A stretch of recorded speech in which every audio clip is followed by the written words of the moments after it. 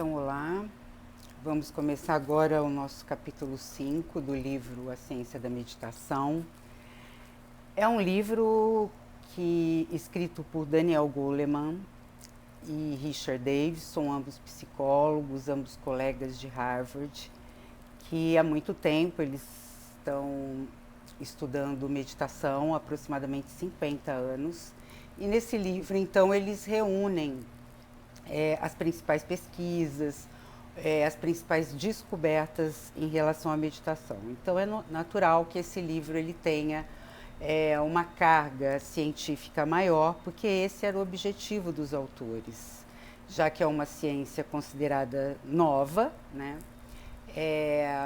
Eles então fizeram e juntaram no decorrer desses 40 e pouco, na época do livro, que é de 1900, o livro é de 2018 aqui no Brasil, mas nos Estados Unidos em 2017. Então eles reuniram ali tanto as descobertas como o percurso, a trajetória deles. Então esses 5 primeiros capítulos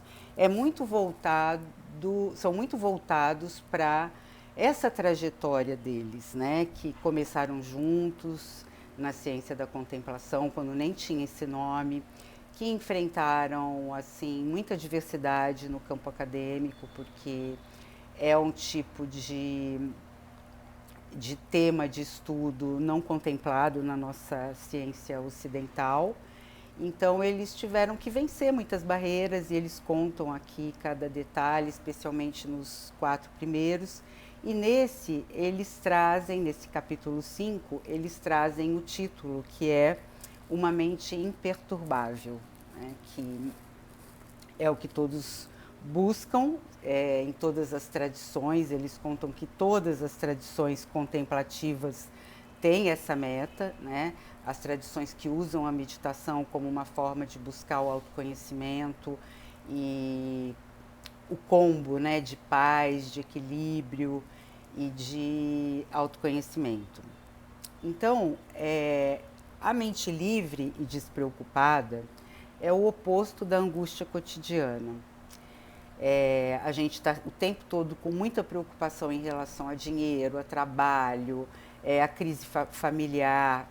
E esse conjunto de coisas deixa a gente muito preocupado o tempo todo, né? Gente grande não é fácil, a gente tem que lidar com todas essas adversidades e volta e meia a gente se vê muito ameaçado, né? E com isso a gente eleva os nossos componentes de estresse, por isso que hoje a gente tem uma ansiedade gigante acontecendo como um sintoma quase que comum de todos nós, né? O que não deveria ser.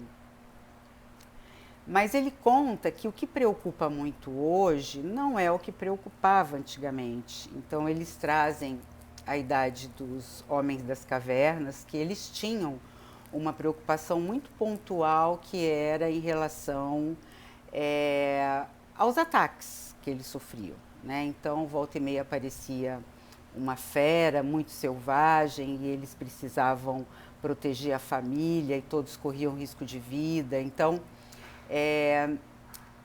em relação a isso, a complexidade da vida moderna tornou as nossas preocupações constantes, e isso que é um problema que a gente vai ver mais adiante, porque essa constância que adoece, tá? E hoje, então, os estressores, diferente das épocas antigas, né, eles são, na sua grande maioria, psicológicos. Por exemplo, um chefe insuportável, uma ameaça de saúde. Ainda que a ameaça de saúde, a gente realmente merece da gente alguma atenção maior, porque é ameaça de extinção. Mas a gente cotidianamente está sempre preocupado com alguma coisa, chegar atrasado, não conseguir pagar os boletos, né? E isso daí faz com que esses estressores eles disparem reações biológicas antigas. Então, para cada vez que a gente se estressa, independente do que está estressando a gente então tem uma reação biológica muito parecida com o ser humano em todas as épocas. E aí se chama então a atenção nesse ponto para a gente ter muita impecabilidade com relação a que tipo de preocupação a gente está colocando na nossa lista de prioridades. E sempre se perguntar, isso daqui é mesmo para eu me debruçar, para eu me desequilibrar desse jeito, para eu me afetar tanto, ou para eu... Tem muitas coisas que são desproporcionais, né? A gente se preocupa demais com tudo, o tempo todo, isso adoece, né? Aí ele entra um pouquinho nas explicações que a gente precisa dar aqui em relação ao cérebro, porque um dos autores, que é o Richard Davidson, é neurocientista, e também porque a nova ciência contempla as descobertas que partem das imagens do cérebro, que são muito precisas e que nós não tínhamos há pouco tempo atrás. Então, ele está dizendo que o cérebro tem um aspecto positivo e ele localiza, ajuda a gente a localizar esse lugar. Ele tem um aspecto positivo localizado atrás da testa, no nosso córtex pré-frontal. Esse aspecto positivo do cérebro localizado nessa região nos dá uma vantagem única em relação a todos os outros animais, que é a capacidade de pensar prospectivamente. Então eu penso futuro, e retrospectivamente eu penso passado.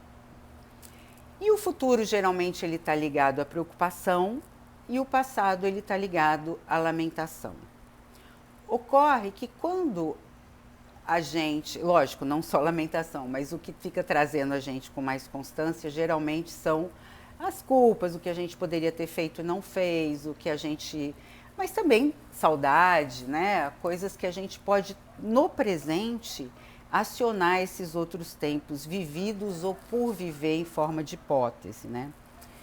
Então, esse aspecto positivo do cérebro, então, que a gente acredita a essa parte do cérebro que é o córtex pré-frontal, ele também é, paradoxalmente, um problema, um enorme problema para nós.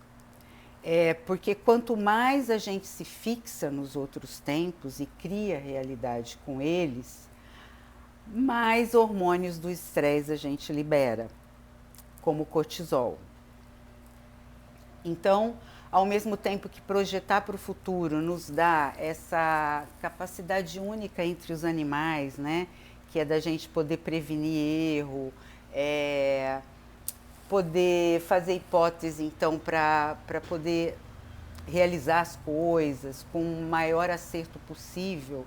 O fato é que isso se tornou, especialmente hoje, o nosso grande problema, porque a gente passa, além do tempo do passado e do futuro, hoje a gente tem uma distração também relativa à internet, às informações, o que torna a nossa mente muito distraída, né?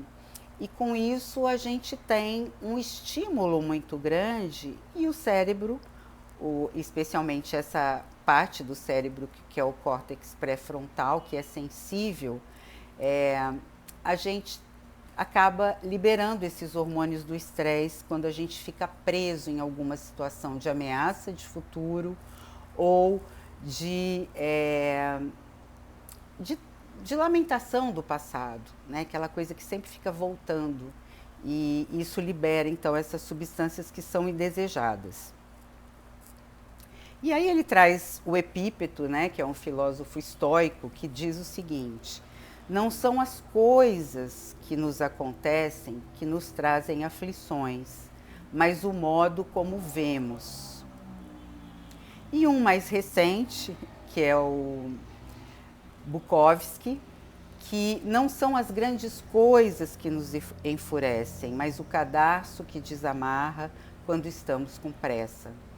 Então, esses dois autores, eles trazem uma questão que é trazida também o tempo todo no campo da psicologia, que é o importante e o relevante não são tantos os fatos, mas como a gente lida com eles.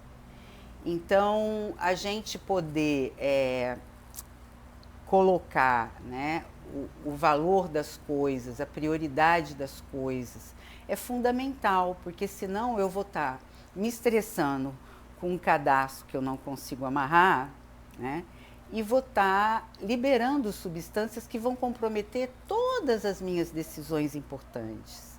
Então, a gente tem que ser cada vez mais ter o que a Christian Duff chama de sabedoria discriminativa, que é poder, dentre tanto babado que acontece na nossa mente, a gente poder ter ali uma forma da gente estabelecer um critério de prioridade para a gente realmente despender a nossa atenção e se assustar com aquilo que realmente merece isso. Mesmo assim, buscando sempre com uma abertura para poder resolver e não ficar capturado, né, pelo problema. Então, ele traz também agora como que o cérebro funciona no estresse, né? A função da amígdala no cérebro, ela é o radar das ameaças. Então, tudo que é ameaça, a amígdala capta e os nossos sentidos se aguçam para que a gente possa se proteger. Então, é um mecanismo, né? Então, essa amígdala, ela percebe uma ameaça, o circuito dela dispara uma reação, que é de lutar, fugir ou paralisar. Então, quando a gente tem uma situação muito, muito, muito ameaçadora, volta e meia a gente se vê paralisado. A gente ultrapassou a nossa condição de absorver aquela situação desafiadora e a gente paralisa, né? Até em situações de estresse muito relevantes, que a gente pode colocar na categoria de trauma, né? Muitas vezes a pessoa fica assim por dias, né? Até ela conseguir retomar a ação. Então, quando a amígdala recebe a ameaça e ela dispara essa reação para a gente conseguir fugir e se defender do perigo, hormônios como o cortisol e a adrenalina são lançados para impulsionar o agir, não paralisar. E tudo que a gente considera importante, agradável ou não, a amígdala reage. Então, quando ela reage, existe um mecanismo que vai liberar pela ameaça os hormônios, e esses hormônios eles são chamados, tanto o cortisol quanto a adrenalina, de hormônio de estresse. Mas vejam, esses hormônios são para serem liberados em situações limites, que a gente vai para o tudo ou nada, ou a gente corre para se defender e faz o que tiver que fazer, usando a máxima força e potência humana que a gente tiver, e depois a gente se recupera, né? Ocorre que a fixação, né, que hoje então a gente tem que, existe uma forte conexão, então, primeira coisa, existe uma forte conexão entre a amígdala e o circuito cerebral. A amígdala prende a atenção naquilo que julga perturbador, e quando a gente se depara ou nos aborrecemos, a nossa mente vaga repetidamente para o mesmo lugar. Então, nós nos fixamos nessa cena. Pensamento. A gente se fixa por quê? Porque na hora da ameaça e do perigo, nada mais importa a não ser você não morrer, você se defender. Se eu tenho, então, esse mecanismo de proteção do cérebro, né, que é a amígdala reagir e imediatamente liberar substâncias para eu poder atuar de forma potência máxima, eu vou conseguir, então, através desse super estímulo, conseguir ter mais chance de conseguir me proteger e vencer a cena, né? Agora, acontece que quando a gente aciona a amígdala por preocupação, por perturbação, por chateação cotidiana, é muito diferente, porque a gente vai acionar esse mesmo princípio como se alguém estivesse indo na nossa direção para nos destruir para coisas corriqueiras do dia a dia, né? A ansiedade não pode chegar atrasado, eu tenho que fazer isso, isso e aquilo, e aí você está liberando cortisol, então a gente tem que imaginar que esses hormônios, se lançados sem a função primordial, que é nos proteger, eles acabam funcionando de forma muito parecida com veneno. São venenos, entram na nossa corrente sanguínea, mudam a nossa forma de ver o mundo. Então a gente tem hoje essa descoberta incrível que a gente precisa então ter um critério muito grande para regular essas nossas preocupações, para que elas não sejam tão banais e tão constantes a ponto de deixar a gente o tempo todo muito envenenado, muito estressado, muito tomado pelos hormônios do estresse, né? Porque o problema do estresse na atualidade é a constância. O estresse constante, ele modela o nosso cérebro para pior. Lembra da plasticidade cerebral? A gente pode modelar o cérebro para ampliar as zonas de satisfação e de prazer, e aí seria mudar o cérebro para melhor. Agora, quando a gente é constantemente levado a se estressar e libera esses hormônios como o cortisol, que é o hormônio do estresse, a gente acaba modelando o cérebro para pior. Ele acaba ficando com as áreas de tensão, os circuitos de medo, de preocupação, todo acionado o tempo todo. Tão constante seja a minha atuação em termos de estresse com os problemas da vida. Então aí é o nosso desafio de poder gerir melhor essas nossas aflições, né? A amígdala, ela amplia a sua ligação, então, com o córtex, né? Então, quando a amígdala recebe a ameaça, ela faz uma conexão com o córtex pré-frontal e a amígdala amplia no estresse e o córtex pré-frontal, ele diminui a sua capacidade. Então, são duas coisas, um sistema, um ligado ao outro. Essa ligação que poderia acalmar a amígdala em um momento de inquietação, ela falha.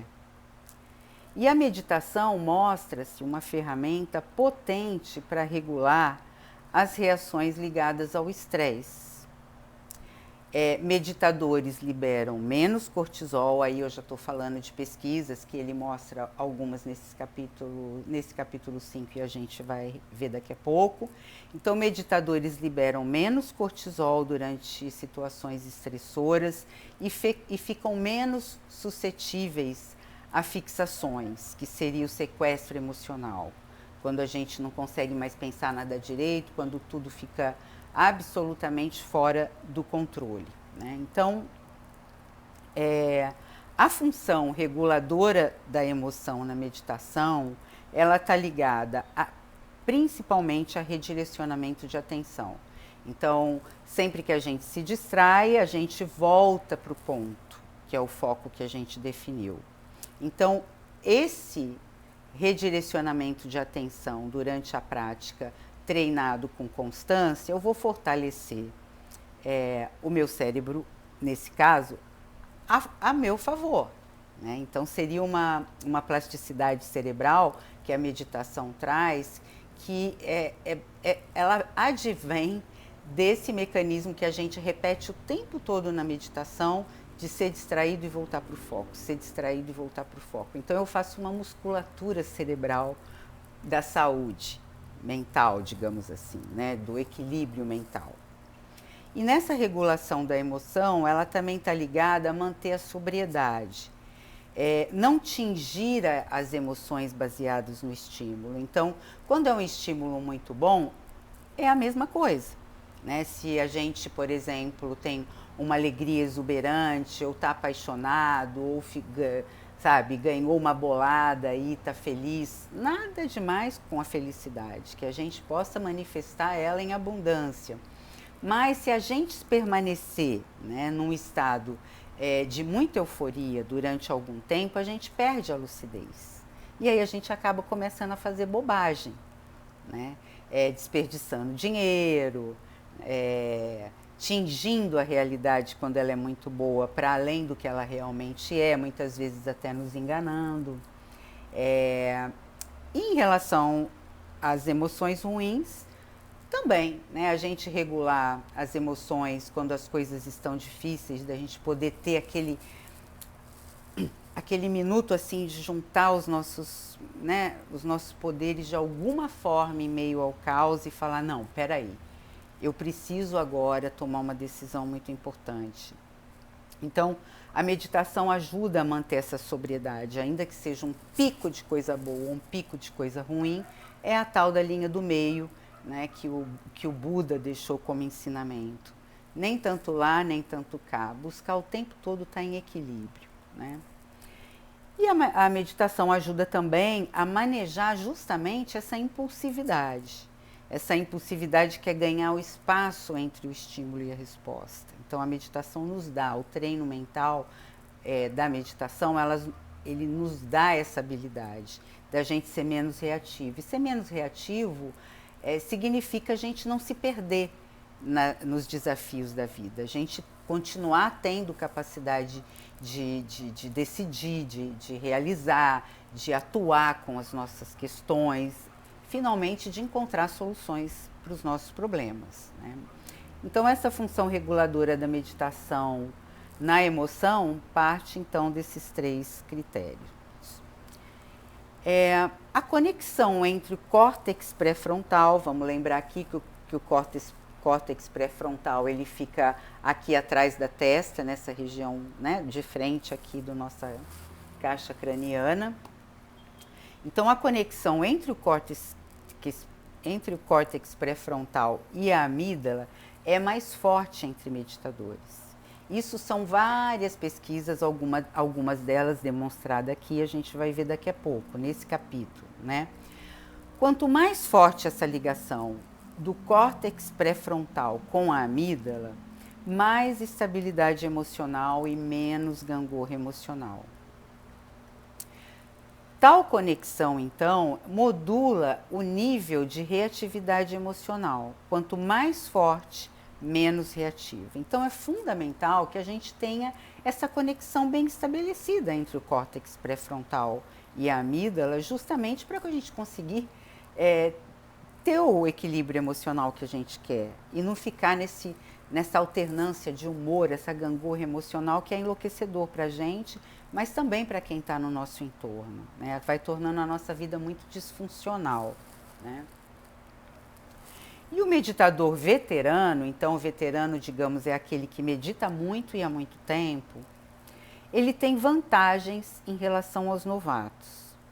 Eles descobriram nos estudos que o veterano tem mais controle mental por se manter mais tempo em atenção plena e por isso então ser menos suscetível à distração. Então é uma leitura de acumulação mesmo, né? Quanto mais eu treino, mais eu tenho resultado. Se a gente transpor essa mesma realidade para o aspecto físico, não fica difícil de entender, né? Mas no aspecto físico ainda, alguém que treine bastante durante um período curto, ele pode ter uma performance importante. Já na mente, não. É como se a gente, quanto mais meditasse, mais familiarizada a gente tem com nossos aspectos mentais, então, portanto, mais ingerência a gente tem em relação aos conteúdos mentais. Então, tal lógica, a gente parte então para uma questão que é a seguinte: existe um tempo ideal de meditar, que são 20 minutos. Se a gente medita todo dia 20 minutos, a gente consegue fazer uma série de regulações, né? Que no final das contas vai afetar essa ligação entre a amígdala e o córtex cerebral, para a gente manter algum equilíbrio, de não ficar o tempo todo muito agitado, muito se jogando em situações de estresse, e com isso a gente conseguir ser menos envenenado por esses hormônios do estresse. Então isso aí é uma coisa que a gente tem que se preocupar muito. Então meditar 20 minutos é uma higiene, digamos assim, né? Todo dia a gente tem um acúmulo de acontecimentos, e muitos deles são acontecimentos desafiadores, os quais a gente precisa tomar um pouco de distância deles, ou seja, não ficar tão fixado, para a gente não perder visão. Porque se a gente fica fixado no problema, a gente está liberando estresse, é o hormônio do estresse. Então, esse mecanismo a gente tem que ter muito claro na hora que a gente estiver ali se aborrecendo com coisa, gente, que não precisa. Tá o tempo todo muito vigilante para você saber se você está ou não perdendo tempo com alguma coisa que você não precisava. Você tem que estar presente. E só consegue estar presente com facilidade quem medita. É por isso que a meditação se torna cada vez mais algo indispensável para a vida, considerando todas essas especificidades do tempo moderno. Então, 20 minutos é uma dose para uma vida que está caminhando ali de boa, né? Agora, se a gente pensar que a gente tem um desafio muito grande na nossa vida, e volta e meia isso acontece, esse número de 20 minutos ele não vai ser suficiente, porque a gente está mais capturado em termos de atenção pelo problema. Logo, a gente vai ter mais dificuldade para poder enxergar o problema de longe, com todas as nuances, com todos os senões, que só a perspectiva, pegando um certo distanciamento, é que a gente consegue, né? Mas a gente pode, então, regular essa quantidade de tempo meditando em função do que acontece com a gente externamente, né? Diante de uma situação extrema, desagradável, como perder o emprego, por exemplo, né, a capacidade de diminuir o estresse equivale ao tempo e à frequência da meditação. Como a gente já viu, quanto mais a gente medita, mais a gente tem condição de regular o estresse diante dessas situações desafiadoras. E com isso, se a gente não está envenenado por esses hormônios do estresse, a gente se recupera da situação estressora com mais facilidade. Esse é o outro ponto, que seria a definição de resiliência. Então, nos meditadores, essa resiliência de se recuperar de situações difíceis com mais facilidade se mostrou muito mais aguçada.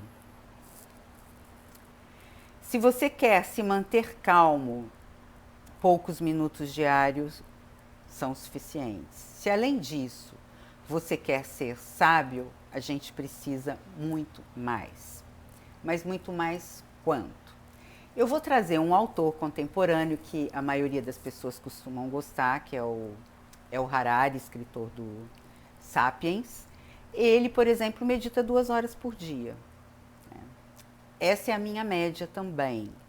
Mas 2 horas o tempo todo? Não, geralmente em 4 blocos de meia hora.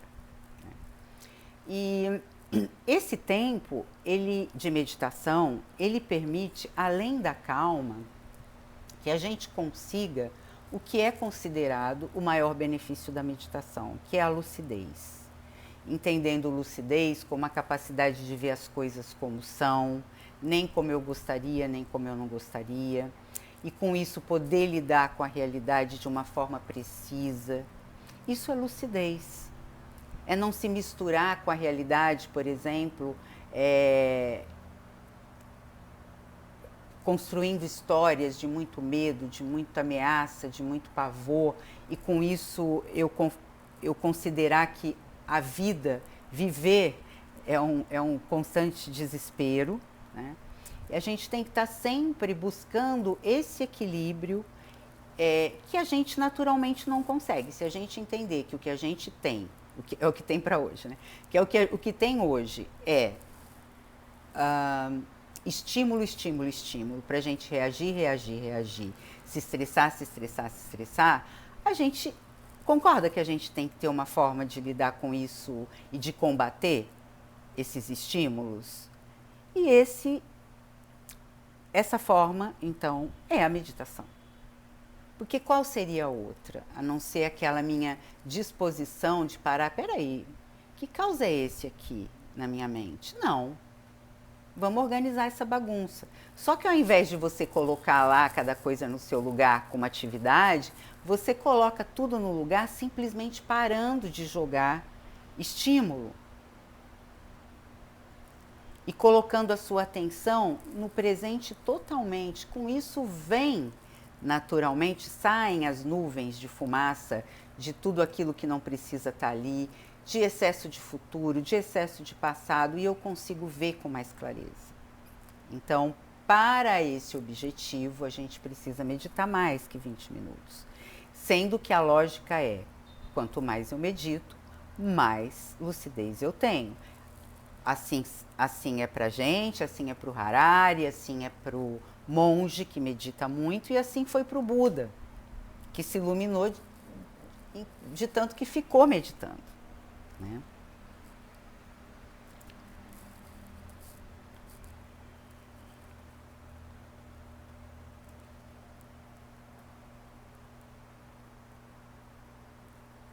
Então, a resiliência, que é essa capacidade da gente conseguir se recuperar de situações estressoras, ela pode ser aprendida. Então, isso é uma boa coisa. Então, é a tal da plasticidade cerebral. A gente pode, através de exercícios, digamos assim, no caso da meditação, de práticas, aumentar essa nossa resiliência.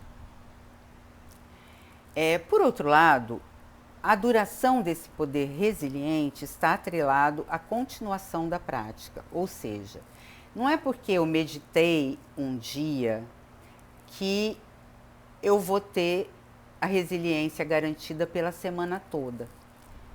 Infelizmente, não funciona assim. Lógico que uma mente treinada, eu tenho muito mais habilidade para permanecer do presente do que uma mente não treinada. Mas essa prática pressupõe a continuidade da atividade. Porque senão toda essa conexão córtex cerebral com a amígdala, que me dá condições de poder reagir melhor às situações e superar as situações. Desculpa. Deixa eu tomar uma água.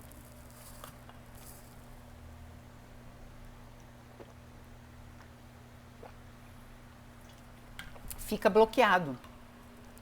Então eu tenho que liberar essa conexão, deixar ela o máximo conectado possível para eu ser o mais resiliente possível. Né? E ser capaz de regular nossa atenção é parte importante dos benefícios meditativos. A meditação, então, regula tanto a atenção quanto a reatividade ao estresse. Então, eu posso ficar muito presa ao estresse, ficar muito impulsivamente, cair nas ciladas de me estressar facilmente.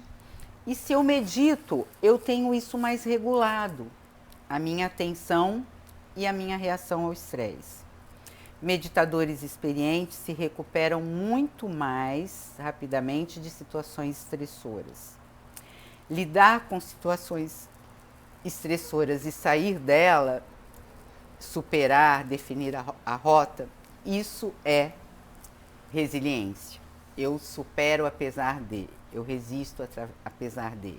Porque problema, a gente já devia ter aprendido isso, mas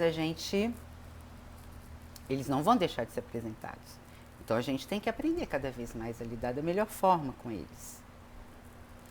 Pessoas resilientes têm perspectiva de solução, encaram os problemas como parte da vida e consideram-se capazes de superá-los.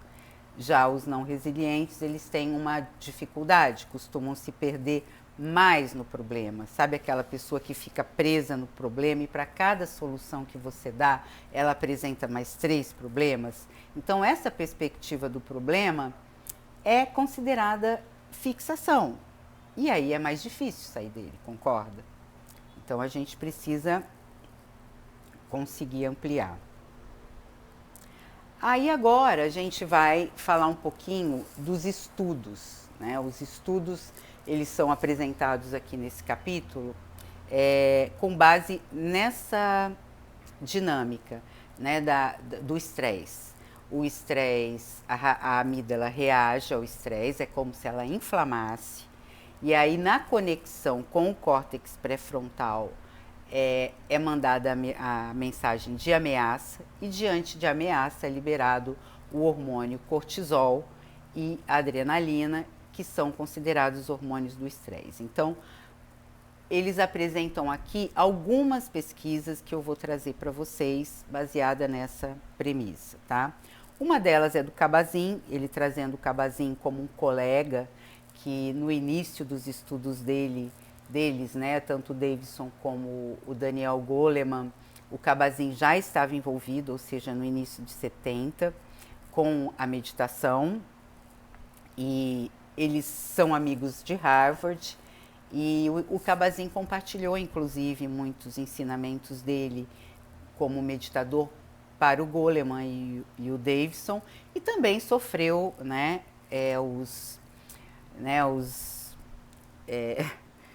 os problemas científicos por estar trabalhando numa área que não era, ou talvez ainda não seja tão bem aceita no campo científico.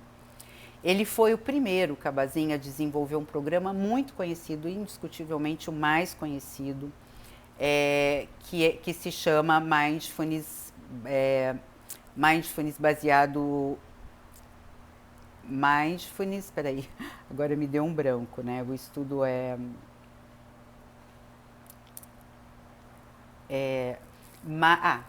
porque daqui a pouco que a gente vai falar sobre ele, mas é Mindfulness para redução do estresse, Mindfulness baseado para redução do estresse. Oh, meu Deus, né? E ele, como é que ele fez? Ele formou esse programa, que é em 79, e a partir de uma experiência dele com dor. Ele estava num retiro muito rigoroso, que ele tinha que ficar horas a fio sentado, meditando, e aquela dor era quase que totalmente insuportável, era algo que ele nunca tinha vivido antes. E quando ele começou a fazer uma técnica, que era a técnica desse retiro, muito focado nas sensações do corpo, quando ele começou a focar parte por parte, de forma muito insistente, consistente, ele foi tendo uma experiência de que a sensação do corpo se dissolveu. É como se tudo ali se dissolvesse e não ficasse mais uma dor aguda e tão insuportável. Então ele teve um insight e viu que essa varredura corporal, aliada a outras práticas, podia ajudar pacientes com dor.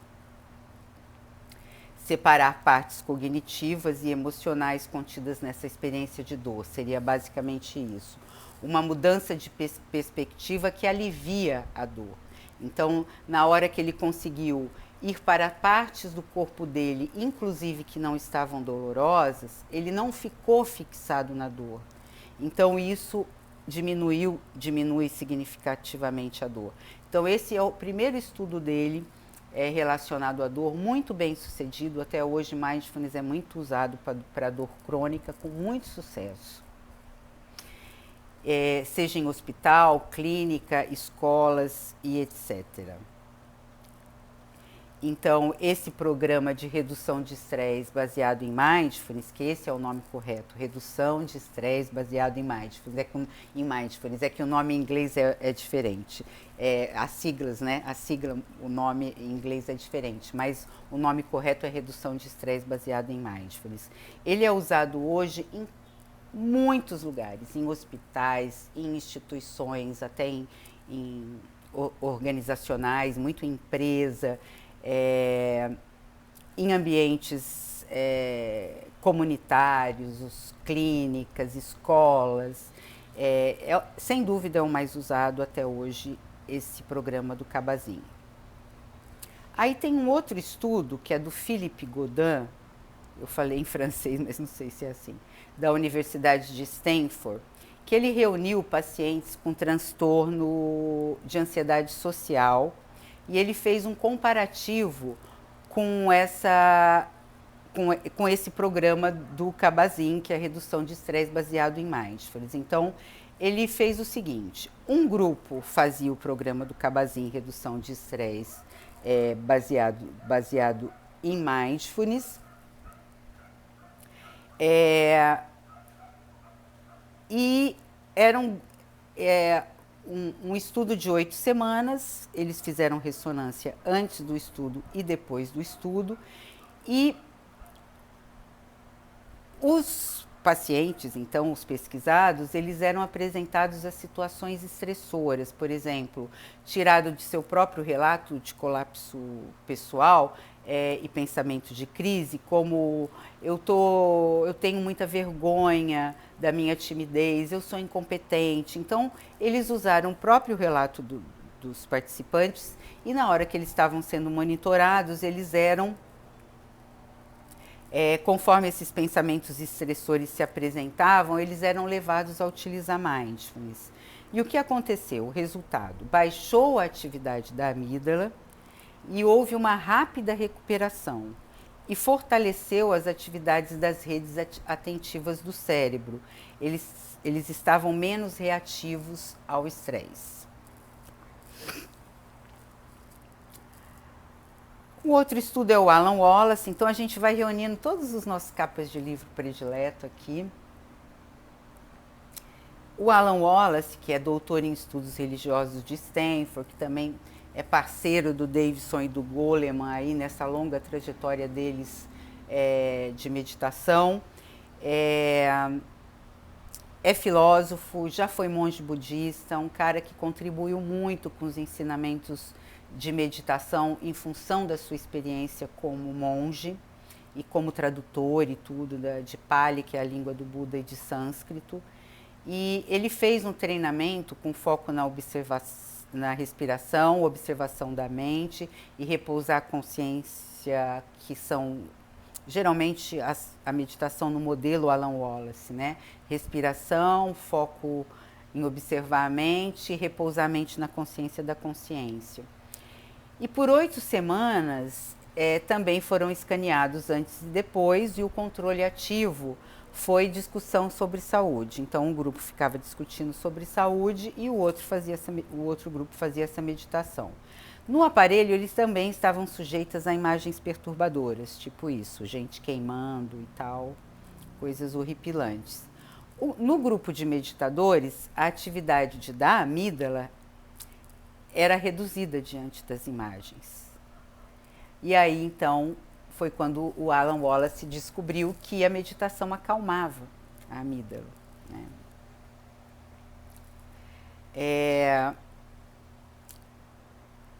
Um outro estudo trazido aqui é o estudo de redução de estresse baseado em mindfulness, comparado com meditadores de longo prazo. O estudo comparou ambos os grupos de meditadores, enquanto eram monitorados, viam imagens de muito sofrimento.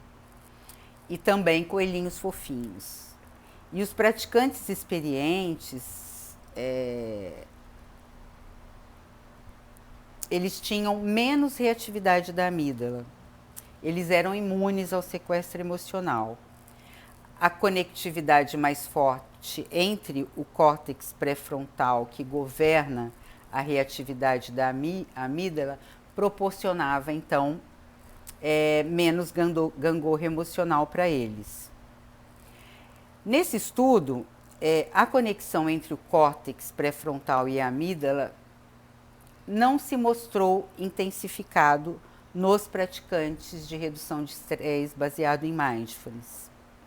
Embora os meditadores desse programa tenham reduzido a reatividade da amígdala, o grupo de meditador de longo prazo revelou tanto que essa atividade reduzida na amígdala como fortalecimento entre o córtex e a amígdala. Isso significa que quando a vida nos apresenta desafios desagradáveis, a capacidade de administrar o estresse depende dessa ligação. E ela será sempre maior nos meditadores de longa data. Então, aqui a solidez, né, dos meditadores de longa data em relação mesmo a outros meditadores mais novatos. Essa foi a intenção desse estudo.